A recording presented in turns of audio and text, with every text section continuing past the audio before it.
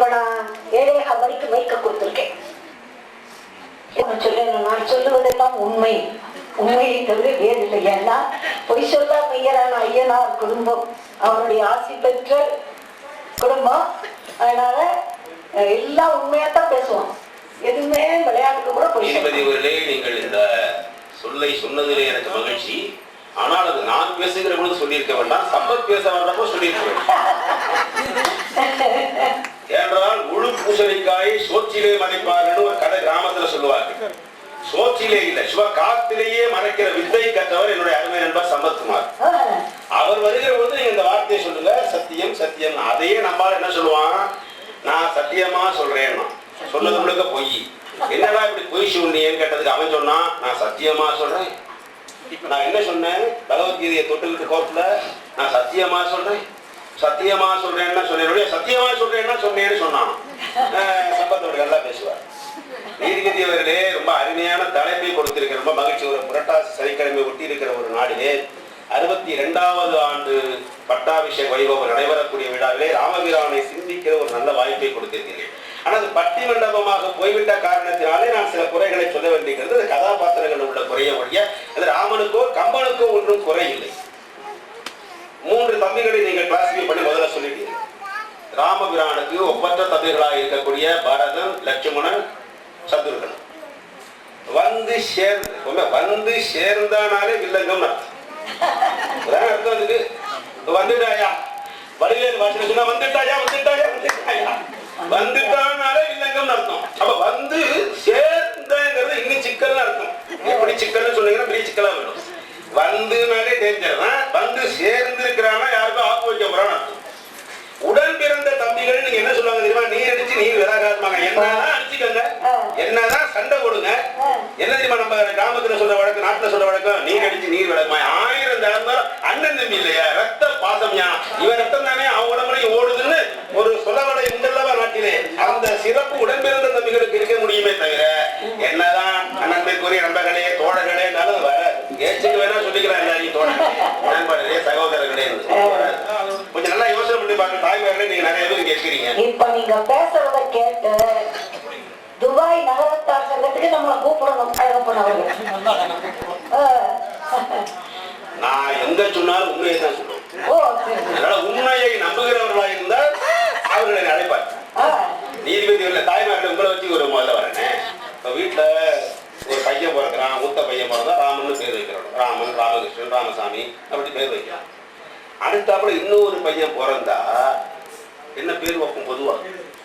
பொதுவா லட்சுமணன் பேர் வைப்பான்.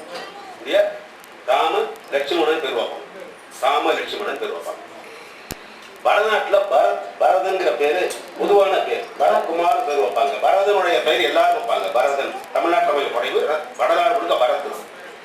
சத்ருகனுங்கிற பேர் உண்டு, சத்ருகன் சின்ஹா, சத்ருகனுங்கிற பேர் வைப்பாங்க. ராமன் லட்சுமணன்கிற பேரு நம்ம நாட்டுல சாதாரணமா எல்லா வீட்லயும் 2 பிள்ளை இருந்துச்சுன்னா ராமன் மூத்தவன் ராமன் வச்சு அடுத்த லட்சுமணன் பேர் வைக்கிறோம். 2 குழந்தை பிறந்துச்சுன்னா நிச்சயமா ராமகிருஷ்ணன் தான் பேர் வைப்பாங்க. உண்டு. உங்க வீட்டுல யாருக்காவது சுக்ரீவன் பேர் வச்சிருக்காங்க? அது வாரோடையே பிறந்திருந்தாலும் இந்த பேர் வைக்க மாட்டோம். அனுமார் ஒண்ணா வைப்போம், ராமதாசன் ஒண்ணா வைப்போம். சுக்ரீவன், விபீஷணன் யாருக்காக வச்சிருக்கீங்க? வந்து சேர்ந்த தம்பி ராமபிரானுடைய தம்பி, வந்து சேர்ந்த தம்பி விபீஷணன். விபீஷணன் யாரும் பேர் வைக்க மாட்டாங்க இல்லையா, யாரும் சுக்ரீவன் பேர் வைக்க மாட்டாங்க, குகன்னு பேர் வைப்பாங்க. அதுக்கு பதில் சொல்லணும்ல, பின்னால சமத்துல குகன்னு பேர் வைப்பாங்க. குகன் என்று பெயர் வைப்பதற்கு காரணம் ராமாயண குகன் இல்ல, குகன்னா முருகப்பெருமானுடைய பெயர் குகன். அதனால குகன்னு பெயர் வைக்கிறது முருகனை நினைச்சு வைக்கிற பெயரை ஒழிய ராமாயணத்துல வேடன் குகனை நினைச்சு அந்த பேர் யாரும் வைக்கிறது கிடையாது. என்னுடைய நண்பர் ராமசுப்ரமணியன் குகன் இருக்கிறாரு, அவருடைய மகன் பேர் குகன். இந்த குகான்னு பேர் வச்சது காரணம் ராமபிரானுடைய பேரு, சகோதரன் பந்த முருகப்பெருமானுடைய பேர். என்னிட ஒரு மாணவி இருக்கிறார், குகப்பிரியான பேர். குகன் என்ற சொல்லுக்கு அடியாருடைய இதய குகையிலே வீற்றிருப்பவன்னு முருகப்பெருமானுக்கு பேர். அதனால அந்த பேர் வைப்பாங்க. அதனால பரதன் என்ற பெயர் வைப்பது உண்டு, ராமன் என்ற லட்சுமணன் என்ற பெயர் வைப்பது உண்டு, சத்ருகனன் என்ற பெயர் வைப்பது உண்டு. ராமாயணத்தை படித்தவர்கள் இந்த 3 பெயரையும் ஒத்துக்கொண்டிருக்கிறார்கள். ராமாயணத்தில் சிறப்பிடம் பெறுபவர்கள் இந்த 3 பேருக்கு முதல் வாதமாக இதை வைக்கிறேன். நிச்சயமா சுக்ரீவன்கிற பெயர் வைக்கிறது கிடையாது, விபீஷணன்கிற பெயர் வைக்கிறது கிடையாது. குகன் என்ற பெயர் ராமாயண பாத்திரத்தை குறிப்பது இருக்கக்கூடாது. எனவே அந்த பெயரை யாரும் ஏற்றுக்கொள்ள தயாராக இல்லை என்பது முதல் வாதம். அடுத்தது இன்னொரு செய்தி கூட சொன்னா புரியும். வரதுங்க ராமபாண்டியன்னு ஒருத்தர் இருந்தார், அவரோட ராஜா. அவருக்கு தம்பி ஒருத்தர் இருந்தார், அதிவீர ராமபாண்டியன். இந்த ரெண்டு பேருக்குள்ள ஒரு சின்ன பிரச்சனை வந்துருச்சு. அண்ணனுக்கு தம்பிக்கு ஒரு சின்ன பிரச்சனை வந்துருச்சு. இவர் ஒரு ராஜ்யத்துக்கு ராஜா, அவர் ஒரு ராஜ்யத்துக்கு ராஜா. அண்ணன் தம்பி கூட ஒரு சின்ன பிரச்சனை வந்துருச்சு. சின்ன பிரச்சனை வந்த உடனே தம்பியாகி அதிவீர ராமபாண்டியன் என்ன பண்ணிட்டாரு, ஒரு பெரிய படை எடுத்துக்கொண்டு அண்ணனோட சண்டைக்கு வந்துட்டாரு. நாட்டில் நடந்த செய்தி அம்மா சாட்சி, அம்மா சொல்லுவாங்க. நான் இல்ல சொல்லல, என்ன துபாய்க்கு கேசட் போது சொல்லி. அதிவீர ராமபாண்டியன் அண்ணன் வரதுங்க ராமபாண்டியன் மீது படையெடுத்து வந்துட்டார்.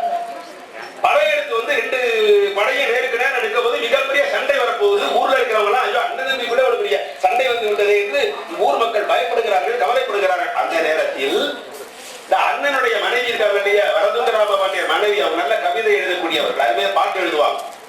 அவர்கள் ஒரு ஓலை சீட்டை எடுத்து அந்த ஓலை தட்டுல ஒரு வெண்பா பாடல் எழுதி ஒரு குதிரை வீரனை கொடுத்து, இந்த ஓலையை நீ போர்க்களத்தில் இருக்கிற தம்பி கிட்ட கொண்டு போய் கொடுன்னு சொல்லி அனுப்புறாங்க. அந்த லெட்டரை சரியான சண்டை தொடங்கிறது ஒரு 5 நிமிஷத்துக்கு முன்னாடி அந்த ஓலையை கொண்டாந்து குதிரை வீரன் அதிவீர ராமபாண்டியன் கையில கொடுத்துட்டான். அந்த ஓலையில ஒரு 4 வரியில அந்த அம்மா பாட்டு எழுதிருந்துச்சு, அருமையான ஒரு வெண்பா பாட்டு. என்ன பாட்டு? செஞ்சுடரோன் மைந்தனையும் தென்னிலங்கை வெந்தனையும் பஞ்சவரில் பார்த்தனையும் பார்க்காதே. செஞ்சுடரோன் மைந்தனையும் தென்னிலங்கை வெந்தனையும் பஞ்சவரில் பார்த்தனையும் பார்க்காதே. அப்படின்னா என்ன அர்த்தம்னு கேட்டீங்கன்னா, டேய் அண்ணன் தம்பி 2 பேரும் ஒத்துமையா இருக்கணும்பா. ஒத்துமையே இல்லாமல் இருந்த 3 ஜோடியை பார்க்காதேன்னு அந்த பாட்டுல வருது. செஞ்சுடரோன் மைந்தன் என்றால் சூரியனின் மகனாக இருக்கக்கூடிய சுக்ரீவன் அர்த்தம். சுக்ரீவனை பார்க்காதே, நினைச்சு பார்க்காதேன்னு வரதுங்க ராமபாண்டியன் மனைவி எழுதுறா. ஏன் தெரியுமா? சுக்ரீவன் அவனுடைய சொந்த அண்ணனாகிய வாலிய கொலை பண்ண மகா பாவி. சரியா? செஞ்சுடரோன் மைந்தனையும் அடுத்து சொன்னா தென் இலங்கை வேந்தனையும், தென் திசையிலே இருக்கக்கூடிய இலங்கை தேசத்தினுடைய ராஜாவா இருக்கிற விபீஷணனையும் நினைச்சு பார்க்காதே. ஏன்? விபீஷணன் யாரு? சொந்த அண்ணனாக இருக்கக்கூடிய ராவணனுடைய சாவுக்கு காரணகர்த்தாவா இருந்தவன். அப்போ நீ சுக்ரீவன் மாதிரி நடந்துக்காத, விபீஷணன் மாதிரி நடந்துக்காத. பாண்டவர்கள ஒருத்தர் இருக்கிற அர்ஜுனன், அவன் என்ன பண்ணான்? சொந்த அண்ணனாகிய கர்ணனை கொலை பண்ண பாவி, அவன மாதிரி இருக்காது. 3 உதாரணம் நல்லா புரிஞ்சுக்கணும். செஞ்சுடரோன் மைந்தனையும் தென்னிலங்கை வேந்தனையும் பஞ்சவரில் பார்த்தனையும் பார்க்காதே. சரியா? அடுத்த 2 வரி போட்டான். பிஞ்சு விரதமே பூண்டு இந்த வேதினியை ஆண்ட பரதனையும் ராமனையும் பார். அர்ஷாந்த 2 வரியில நச்சுன்னு ஒரு அடி. இந்த உலகத்திலே அண்ணன் தம்பி ஒத்துமைக்கு எடுத்துக்காட்டாக இருந்து என்னுடைய ராஜ்யத்தை நீ எடுத்துக்கொள் என்று சொன்ன ராமனையும், அண்ணா இது எனக்கு வேண்டிய ராஜ்யம் இல்லை, இது உனக்குத்தான் வேண்டும், உனக்குத்தான் உரியது என்று அண்ணனுக்காக அந்த ராஜ்யத்தை விட்டுக் கொடுவதற்கு தயாராக இருந்தானே தம்பி, அந்த ராமனையும் பரதனையும் பார்த்து நீ திருந்து என்று இந்த அண்ணி ஒரு பாட்டு எழுதி கொடுத்தா. இத படிச்ச உடனே அதிவீர ராமபாண்டிய கண்களில் இருந்து கண்ணீர் கரகரன்னு கொட்டியது. நேரா ஓடி போனா, அண்ணனுடைய காலையை விழுந்து வணங்கினான். சண்டை தீர்ந்து சமாதானம் ஆகிவிட்டது என்பது தமிழ்நாட்டினுடைய வரலாறு, உண்மையான வரலாறு, நடந்த வரலாறு. இந்த பாட்டுல என்ன ஒரு சிறப்பு தெரியுமா? முதல் 3 வரி எடுத்துக்காங்க. 2 வரி. செஞ்சுடரோன் மைந்தனையும் சுக்ரீவனையும் தென்னிலங்கை வேந்தனையும் விபீஷணனையும் பார்க்காதே. இவங்க சொல்ல போற 3 பேர்ல சம்பத்தும் பாரதியும் சொல்ல போற 3 பேர்ல 2 பேரு இந்த குரூப்ல இருக்காங்க. யாரு? சுக்ரீவனும் விபீஷணனும். இந்த 2 பேரையும் ஏற்றுக்கொள்ளாதே, பார்க்காதே, முன் உதாரணமாக எடுத்துக்கொள்ளாதே என்று தமிழ்நாட்டை சேர்ந்த தாய்க்குலமே உங்களை போன்ற ஒரு பெண் ஒரு பாடலிலே சொல்லி இருக்கிறாள் என்று சொன்னால், தமிழ்நாட்டு மக்களுடைய நெஞ்சத்திலே நிற்கக்கூடியவர்கள் நிச்சயமாக உவந்து அணைந்த தம்பியர்கள் இல்லை, உடன் பிறந்த தம்பியர்கள் தான். அதுக்கு கடைசி வரை உதாரணம் பரதனையும் ராமனையும் பார். பரதனையும் ராமனையும் பார் என்று சொன்னார். அப்போ அண்ணன் தம்பி 2 பேர் ஒத்துமையா இருந்தாலோ ஒன்றாக பிறந்தாலோ ராமலட்சுமணன் பேர் வைக்கிறோம். அண்ணன் தம்பியும் ஒருத்தருக்கு ஒருத்தர் விட்டுக் கொடுக்கிறதா இருந்தால் அவனுக்கு ராமன் என்றும் பரதன் என்றும் பேர் வைக்கிறோம். அவங்க அண்ணன் தம்பியாங்க ராம பரதர் மாதிரி அவ்வளவு ஒத்துமைங்க, ஒருத்தருக்கு ஒருத்தர் விட்டுக் கொடுத்து வாழ்வார்கள் என்று சொல்லக்கூடிய ஒரு சரித்திர பெருமை உடன் பிறந்த தம்பிகளுக்கு உண்டே ஒழிய இந்த 3 டிக்கெட்டையும் நான் கணக்கிலேயே சேர்க்கவில்லை. அதை விடுங்க. ராமாயணத்திலேயாவது ஒரு பெருமை அவங்களுக்கு வருதான்னு கேட்டா, இப்ப வரதன் நினைச்சுக்காங்க, நான் பெருமை வரிசையா சொல்றேன். அம்மா தீர்ப்புரோட அருமையா சொல்லுவாங்க. பரதனை பத்தி பேசுகிறார்கள். பரதன் கதை தெரியுமா உங்களுக்கு? இங்க இருந்து நான் ராமாயணம் சொல்ல வேண்டிய வேலை கிடையாது. ராஜ்யம் கொடுக்குறாங்க. தாய் உரை கொண்டு தாதை உதவிய தரணி தன்னை தீவினை என்ன நீத்து சென்ற பொழுது புகழி நோய் உன் தன்மை கண்டால் 1000 ராமர் நின்கேள் ஆவரோன்னு சொல்றான் குகனே. யாரு? இந்த உடன் உகந்து அடைந்த தம்பி வந்த ஒருத்தராகி குகன் சொல்றான், 1000 ராமர் உனக்கு ஈக்குவல் கிடையாதுங்கிறான். 1000 ராமர் உனக்கு ஈடு கிடையாதுன்னா காவிய தலைவனாக இருக்கக்கூடிய ராமனை விட யாருக்கு பெருமை வருது? பரதனுக்கு பெருமை வருது. முதல்ல கௌசல்யா தேவி சொல்றா, ராமன் போய் நிற்கிறான் பட்டாபிஷேகம் இல்லாத கோலத்தோட. அம்மா கேட்கிறா, ஏண்டா நீ ராஜ்ய மகுடம் உடைந்து அப்படி வருவேன்னு நினைச்சு இப்படி வந்திருக்கிறீன்னு. இல்லம்மா, மகுடம் எனக்கு இல்லை, ராஜ்யம் எனக்கு இல்லை. நான் யாருக்குடான்னா தம்பி பரதன் ஆள போகிறான்னு சொல்றான். சொன்னவன அந்த அம்மா எழுதினா சொல்றா, பரதனுக்கா ராஜ்யம்?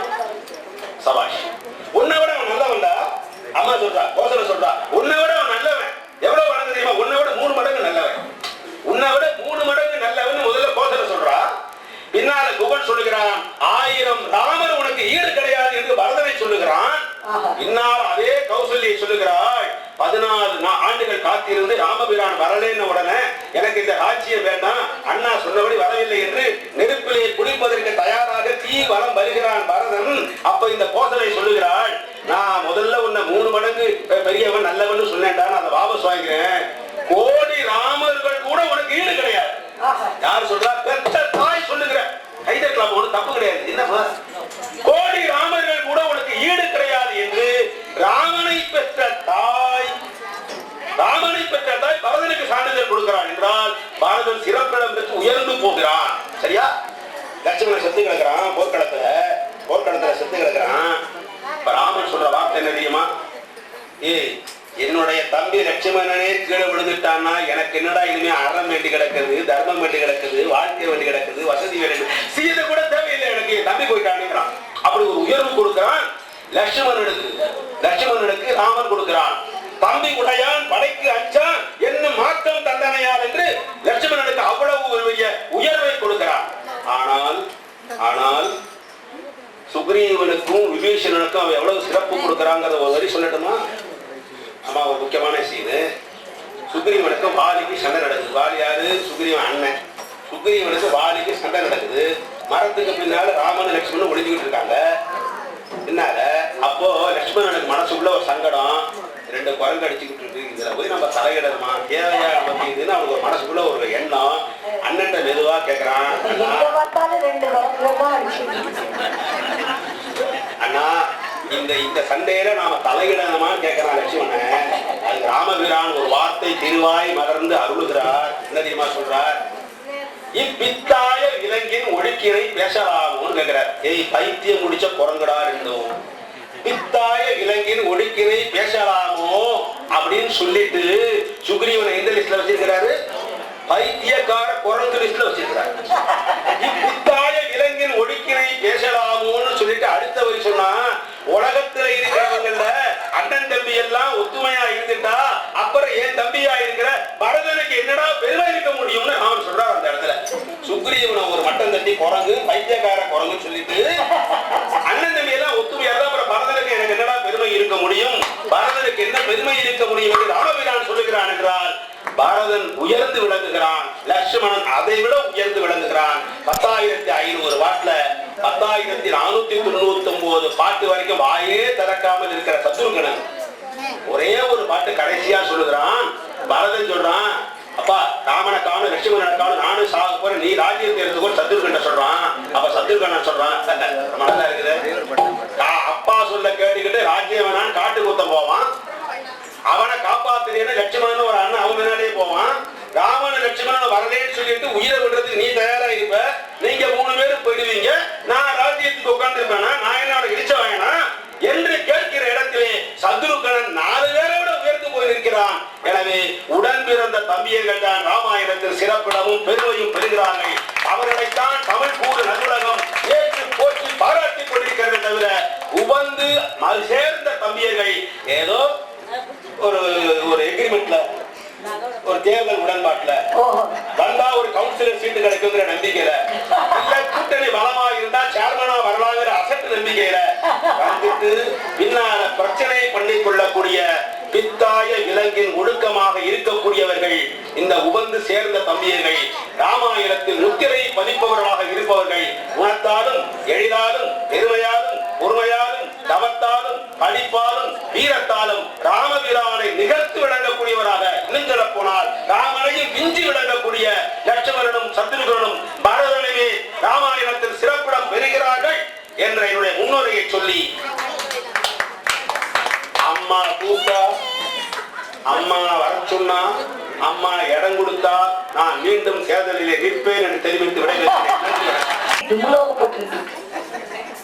இதுக்கு முன்னாடி பஞ்சாயத்து எலெக்ஷன்ல யார் நிக்கிறேன் யார் ஓட்டு போட ஒண்ணுமே தெரியாது.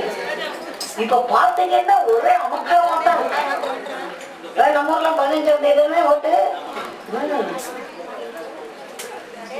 ஆளுங்க அப்படியே தூளாவப்படுது. எல்லா தலைவர்களும் ஒன்றில் ஓட்டுக்கிட்டு இருக்காங்க கிராமத்துல எல்லாம்.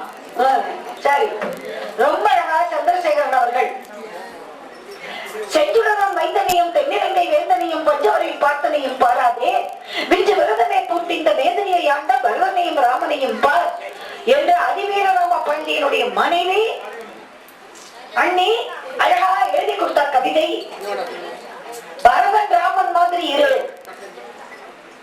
சுக்ரீவனை பார்த்துக்காத, விபீஷணனை பார்த்துக்காத, அர்ஜுனனை பார்த்துக்காத, நான் கழிச்சு நெருப்புல விட போற தம்பி நீ ராஜ்யத்துக்கு வேண்டாம். ஏண்டா தசரதனுக்கு 4 புள்ள, மூத்த புள்ள அப்பா சொல்லாருன்னு காட்டுக்கு போவான், இன்னொரு புள்ள எங்க அம்மா சொல்லிட்டா நான் காப்பாத்த போவேன்னு போவான், அவங்க வல்லையேன்னு தீர விடுவான் ஒரு புள்ள. எல்லாரும் போனதுக்கு அப்புறம் நான் மட்டும் இந்த ராஜ்யத்தை ஆளுவேனா அப்படின்னு கேட்டானே சத்துருக்குற. அது மாதிரி எல்லாம் பார்க்க முடியுமா இன்னைக்கு? அந்த மாதிரி தம்பிகள் தாங்க வேணும் அப்படின்னு ஒரேடியாவது அடிச்சுட்டாங்க.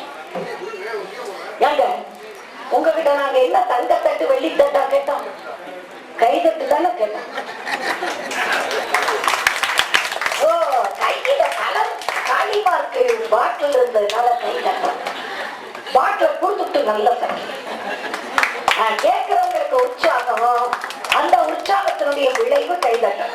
துண்டு தொண்ட கண்ட பந்து சண்டை வந்த அலைந்துருண்டு மண்டை சிந்த அடர் கோபண்டி கந்த சந்த நுங்கு கும்ப கொங்கை இந்திரன் மடந்து கங்கணம் புறந்த வேண்டி அணிநேயனே கம்பு மஞ்சம் உண்டி கண்டிடும் திடும் திறஞ்செறிந்து கஞ்சனன்ற நடந்த செந்தில் முருகேசனி.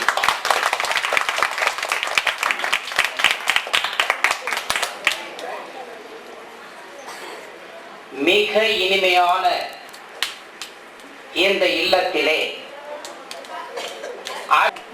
அப்படிப்பட்ட ஒரு அருமையான இல்லத்திலே, அப்படிப்பட்ட ஒரு பெரியவர் நடத்துகிற விழாவிலே பேச வந்திருக்கிற எங்களுக்கெல்லாம் மிகுந்த மகிழ்ச்சி. அப்படி வணக்கத்திற்குரிய ஐயா வீரப்பன் குடும்பத்தினர்களே, தினம் ஒரு புடவை என்று கட்டிக்கொண்டாலும் சில ஆண்டுகள் கட்டலாம். அத்தனை புடவைகளை வைத்திருந்தாலும் தினம் தனக்கு கிடைத்த பட்டங்களை தினம் ஒன்றாக போட்டுக் கொண்டாலும் அந்த சேலையை தாண்டி பல ஆண்டுகள் போட்டுக்கொள்ள வேண்டிய அவசியம் வருகிற அளவுக்கு பட்டங்களை வைத்துக் கொண்டிருக்கிற முத்தமிழ் பேரரசி 40 முறைகளுக்கு மேலாக கடல் கடந்து அந்நிய மண்ணிலே ஆன்மீகத்தையும் தமிழையும் நட்டு வளர்த்து வருபவர். லண்டன் மாநகர திருக்கோயிலே 64வது நாயன்மாராக வாரியார் சுவாமிகளை பிரதிஷ்டை செய்வதற்கு காரணமாக அமைந்தவர்.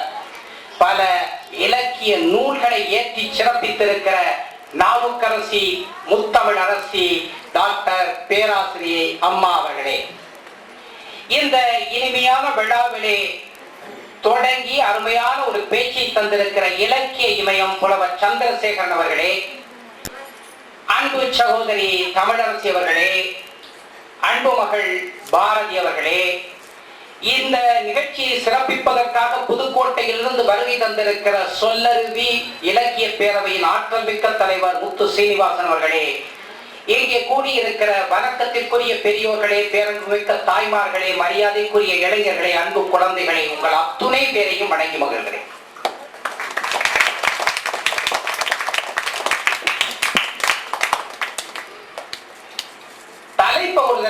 பின்னால திரும்பி பார்க்க சொல்லணும். குடும்பத்தால் போயா ராமகாதையில் சிறப்பிடம் பெறுபவர் யாருங்கிறதா இன்னைக்கு தலைப்பு. அண்ணி மனதில் சிறப்பிடம் பெற்றது யாரு, சித்தி மனதில் சிறப்பிடம் பெற்றது யாரு, செல்வி மனதில் சிறப்பிடம் பெற்றது யாரு, இதுவா இன்னைக்கு தலைப்பு. அதிவீர ராமபாண்டியன் அண்ணி மனசுல இடம் பிடிச்சான், ராமாயணத்துல இடம் பிடிச்சது யாரு, அதானப்பா நீங்க கேள்வி. அதுல என்ன பண்ணிருக்காங்க இந்த 6 பேரும், அதை பார்க்கணும் இல்ல. இதுக்கு யாரு பேர் வைப்பாங்கன்னு பேரை இந்த தம்பிகளுடைய பேரை முழுசா வைக்கிறது நாட்டினுடைய இயல்பு. ராமன், லட்சுமணன், பரதன், சத்ருகன் முழுசா வைக்கணும். எங்களுடைய தம்பிகளுடைய பேரை முழுசா வைக்க வேண்டியதில்ல, ஒரு எழுத்த வச்சாலே அந்த பெருமை வந்துடும். ஏன்னா இப்போ சுப்பிரமணியன் ஒரு பேருக்கு பிரம்மண்யம் மிக பெருசு, சுப்பிரமணியம் சு அப்படின்னு சொன்னா மிக மிக உயர்வானதுன்னு பொருள், மேன்மை மிகுந்ததுன்னு பொருள். அதனால சூன்னு யாருக்கு பேர் ஆரம்பிச்சாலும் அது சுக்ரீவனுடைய திருப்பெயர். நீங்க விபீஷண பேர் வைக்கிறாரா விபீஷணன் வேண்டியது இல்ல. ஐயா வீரப்பன்னு பேர் எதுக்குங்க வச்சாங்க ஏன்னு கேட்டா உங்களுக்கு காரணம் சொல்றேன் கேளுங்க. ஐயா எப்படி இவ்வளவு 60 வருஷமா ஏன் இதை சிறப்பா கொண்டாடுறாரு அப்படின்னா இது ஒண்ணும் பெரிய ஆச்சரியமே இல்ல. அவரை பெத்தவங்க அவருக்கு வீரப்பன்னு பேர் வச்சுட்டாலே இதெல்லாம் நடக்கும். காரணம் ஒரு விஷயம் சொல்றேன், வீங்கிற பேர்ல ஆரம்பிக்கிறவன் மிக நல்லவனா இருப்பான், அவன் இருக்கிற இடத்தை பத்தி கவலையே இல்லை. விஜயகாந்த் கூட அப்படித்தான் சொல்றீங்க. ஆமா, நீங்க இருக்கிற இடத்தை பத்தி கவலை இல்லை. எப்படின்னு கேட்டீங்கன்னா ராமாயணத்துல மிகப்பெரிய அரக்கர்கள் இலங்கையில இருந்த அத்தனை பேரும், ராவண, கும்பகர்ண, இந்திரஜித் அத்தனை பேரும் மிகப்பெரிய அரக்கர்கள். ஆனா இந்த விபீஷணன் மட்டும்தான் அங்கே இருந்த ஒரே யோக்கியன். மகாபாரதத்தை சொன்னாரு, துரியோதனனுக்கு தம்பி 99 பேர், துரியோதனனை செத்து 100 பேர். அத்தனை பேரும் பாத்தீங்கன்னா துர்மர்ஷன், துர்கரன், துர்ஷரன் வரிசையா வரும், எல்லாம் துருன்னே வரும். அவ்வளவு அயோக்கியம் அத்தனை பேரும். ஆனா அந்த 100 பேர்ல ஒரே ஒரு தம்பி விகர்ணன்னு பேரு, அவன் தான் யோகியன். அம்மாவுக்கு தெரியும், ரொம்ப நல்லவனா இருப்பான். அந்த அவன் அண்ணனுக்கு உறுதுணையா இருப்பான், அல்லது தான் சேர்ந்த இடத்துக்கு வெற்றியை தேடி தருவான். ஏன் இதே எடுத்துக்கங்களே, கந்த புராணத்துல முருகனுடைய வெற்றி எப்படி வருது, அதனுடைய தளபதி யார், வீரபாகு. வீரபாகுங்கிறவனால அவ்வளவு பெரிய வெற்றி முருகனுக்கு கிடைக்குது. அதனால விபீஷணன் பேர் வைக்கணுங்கிற அவசியம் இல்ல, அவன் பேருடைய முதல் எழுத்த வச்சாலே வெற்றி தன்னால வரும். ஐயா வீரப்பன் அதற்கு சாட்சி. புதிய கண்டுபிடிப்பு.